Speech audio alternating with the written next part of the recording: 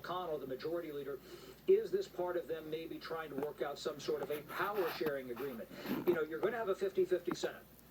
Nowhere is it written down that just because it's 50-50 that the party with the vice president has the majority. And what you had happen 20 years ago when there was a 50-50 Senate between the Republicans and the Democrats, Tom Daschle, the Democratic leader, Trent Lott, the Republican leader, they worked out a power-sharing agreement where you had, Trent Lott was basically the majority leader, but Tom Daschle had some rights. You had a 50-50 Senate there. That has to be approved. Could that be part of this? And, let's just say they agreed to say, okay, let's go ahead, let's have emergency authority, let's start this trial.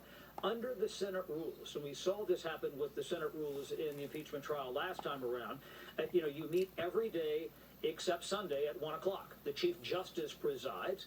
There's some question whether or not this continues past when President Trump's term, whether or not John Roberts, the Chief Justice of the United States, would preside. We've had the President pro tem, the most senior member of the majority party, preside over other impeachment trials of lower figures. We've had that with a couple of federal judges in 2009 and 2010.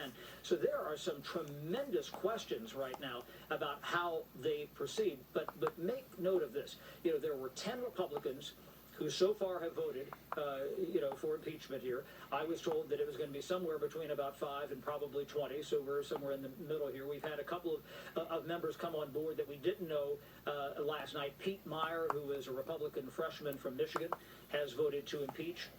You also had Anthony Gonzalez, Republican congressman from Ohio, who voted to impeach. Those are some of the new ones today. Dan Newhouse from Washington State. So, that kind of tells you that this is a bipartisan impeachment. Neil? So if it never did get to the Senate, and that's an uphill climb, I get that. I could see Elisa Murkowski voting for impeachment, a bit Romney, a Ben Sass.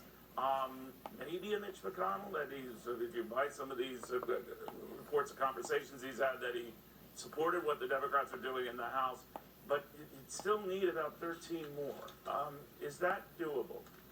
That's right. Let me just interrupt you for 1 second. I'll answer your question, but it sounds like they are just about to close the vote. Nancy Pelosi is in the chair here, and she's going to announce the vote total. She's just asking right now if there's anybody else who wants to vote here. So right now, 231 yeas, 197 nays, 5 members have not voted. And remember that they can vote by proxy. So let's listen here for a minute.